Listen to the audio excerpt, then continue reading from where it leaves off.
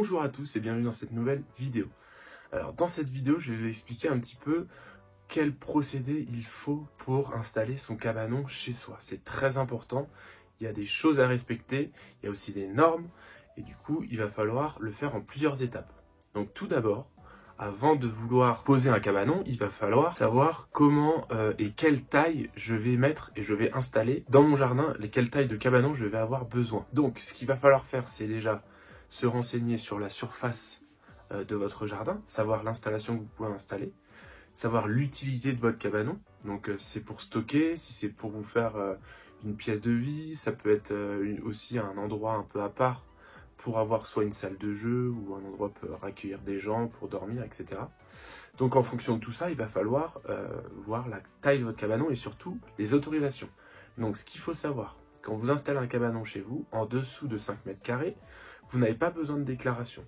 Quand vous dépassez cette partie-là, vous allez devoir le déclarer. Et au-dessus de 20 mètres carrés, vous serez taxé. Donc si vous avez des doutes, vous pouvez vous renseigner auprès de votre mairie. Il y a des PLU, il y a des permis de construire, etc. Enfin, il y a énormément de choses que les mairies pourront vous renseigner sur tout ça. Et ce qu'il faut faire attention, c'est que maintenant, tout est contrôlé via des satellites, via des hélicoptères, etc. Et ça va très vite avec la technologie. Donc, si vous installez un cabanon, la mairie ou l'État le saura. Donc, si ça dépasse les 5 mètres carrés, bon, généralement, il y a, à mon avis, doit y avoir une indulgence, mais ça commence à dépasser les 10-15 mètres carrés. Là, vous aurez des problèmes si vous n'avez rien déclaré. Donc, une fois que vous avez choisi votre cabanon, il y aura le prix, la matière, les matériaux. Donc, renseignez-vous auprès de votre mairie aussi sur ce que vous pouvez installer. Si vous pouvez mettre du métal, du bois, etc. Généralement, il n'y a pas trop de normes là-dessus, sauf si vous êtes dans une zone protégée. Donc, comme par exemple moi sur la Baule, on a par exemple la partie La Baule, les Scoublac, La Baule, les Pins, il y a des zones qui sont protégées par le patrimoine. Donc, on ne peut pas faire tout ce qu'on veut. Il y a énormément de normes, de demandes, de dossiers préalables à préparer et à donner à la mairie pour valider toutes les constructions, que ce soit des constructions paysagères, terrasses, etc. ou justement la construction d'un cabanon. Vous avez choisi votre cabanon, là, c'est bien, il n'y a plus qu'à l'installer. La chose impérative et qui est vraiment conseillée par les constructeurs, c'est de poser son cabanon sur une dalle. Pourquoi? Parce que tout simplement, ce sera beaucoup plus stable, ça durera dans le temps, il y aura beaucoup moins de soucis d'infiltration, etc. Donc les dalles, généralement, ils donnent les dimensions sur les catalogues de cabanons. Mais ce qu'il faut savoir, c'est que la dalle doit être quasiment, vraiment quasiment de la même surface que le cabanon, à 2-3 cm près. Et ce qu'il faudra faire, c'est qu'il y ait toujours une planche qui s'appelle la planche pour la goutte, pour éviter justement l'infiltration d'eau. Ce que vous pouvez faire aussi, c'est jointer tout le bord de votre cabanon une fois que ce sera fini. Donc là, vous savez que vous pouvez le faire sur une dalle. Il est possible aussi de le faire sur des plots. Donc par exemple des parpaings, etc. Moi je ne suis pas fan de cette méthode-là.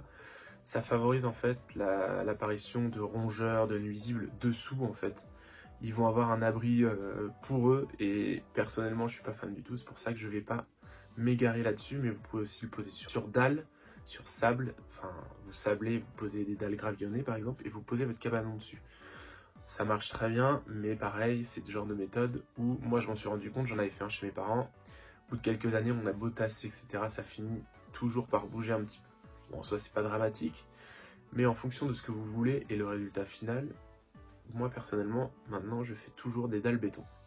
Donc votre dalle béton, ce qu'il va falloir faire, c'est bien préparer, bien délimiter votre dalle béton aux dimensions de votre cabanon, en rajoutant, on va dire, 3-4 cm, voire 5 si vous avez un petit peu peur, par rapport à la surface totale du cabanon. Ça vous permettra de bien le poser et qu'il n'y ait pas d'infiltration partout.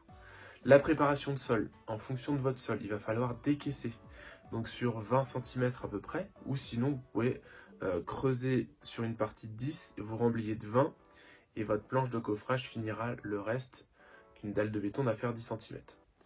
Donc votre 0,20, vous venez le tasser avec une plaque vibrante très importante.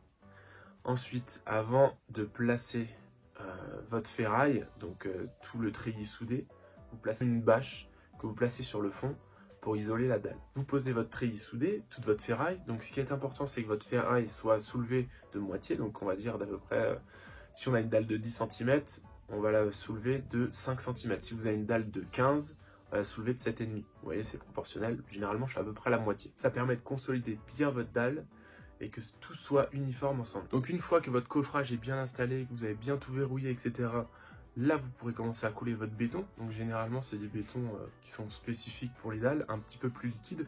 Vous pouvez demander un béton à 250 et le mettre, rajouter un petit peu d'eau. En fait, généralement, moi, je vais aller chercher tout près dans des centrales à béton.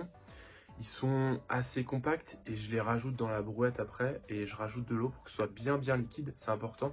Si c'est pas assez liquide, votre dalle sera pas propre. Donc pensez à ça. Quand vous allez poser ça dessus, il faut vraiment que ce soit presque de la flotte et quand vous le mettez, ce soit tout liquide.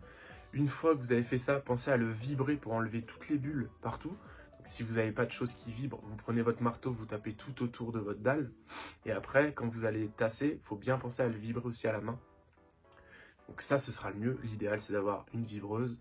Ça, vous êtes sûr que c'est parfait. Vous venez bien lisser, bien terminer votre dalle béton. Vous laissez sécher 2 à 3 jours si vous voulez installer votre cabanon rapidement. Mais attendez quand même que la dalle sèche un petit peu.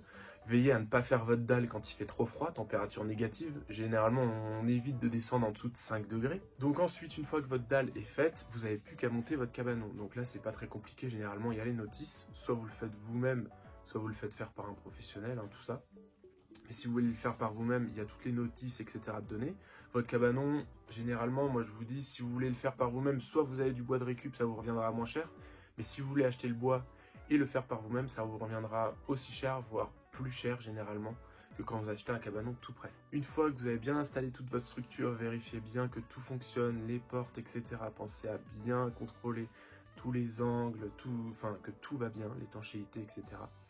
Et comme je disais au début, vous pouvez jointer sur le bord à la fin, ça vous permettra d'éviter que l'eau, on ne sait jamais, par absorption, qu'elle vienne par-dessous s'écouler. Mais si vous avez bien fait votre goutte tout autour de votre dalle béton, vous n'aurez pas de problème. Ensuite, pour l'entretien du cabanon, pensez de temps en temps soit à le lazurer ou à mettre des saturateurs.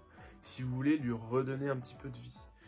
Ça, je vais vous montrer sur des vidéos TikTok prochainement, le sel d'oseille. Donc ça, c'est un mélange que vous mettez dans un pulvérisateur et vous pulvérisez sur votre bois. Ça permettra de lui redonner de l'éclat. Donc toutes ces méthodes-là permettent d'entretenir votre bois et que ça dure plus longtemps. Ça, c'est très important. Et veillez aussi à contrôler de temps en temps la toiture, que justement, il n'y ait pas de remontée d'humidité, que ça ne pourrisse pas. Ça peut arriver de temps en temps. Mais moi, je pars plutôt sur des cabanons en tôle et non en shingle. Généralement, c'est là où on a le plus de problèmes avec le shingle. C'est la conservation de l'humidité, c'est le gros problème. En tout cas, j'espère que cette vidéo t'a plu. N'hésite pas à t'abonner, à partager la vidéo et à poser des questions en commentaire si tu as besoin. Mais je serai là pour y répondre. C'est fait pour ça. Je te dis à une prochaine. Ciao!